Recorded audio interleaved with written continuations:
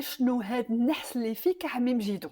مالك منحوس؟ ها هو حزب العمال ديال كردستان تفكك واحد السلاح من بعد 40 عام، 40 عام ديال الانفصال تفكك، وتركيا فرحانه الكباب غيسالي. ياك انت استقبلتيهم في تندوف. وعلاه سولتك مالك منحوس؟ حنا ما بقيناش كنهضروا على مبادره الحكم الذاتي يا عمي مجيدو، حنا ولينا كنناقشوا ما بعد تنزيل الحكم الذاتي، مرحله تسليم السلاح، كيفاش غادي ندمجوا الصحراويين اللي كانوا عايشين تما، كيفاش غادي يكون تنظيم المؤسسات الجهويه، كيفاش غادي يكون التوازن في الكراسي، وطبعا المسؤوليات بين الصحراويين اللي مع الوحده الترابيه والصحراويين اللي غادي يجيو من تندوف. اكيد غادي يكون تنافس بين النخب الصحراويه.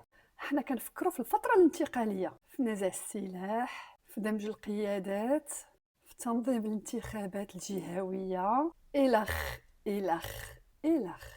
المهم ها انت شفتي عبد الله اوجلان من بعد 40 عام وتفكك الحزب ديالو وعطاو السلاح، حيت موضة الانفصال سالات.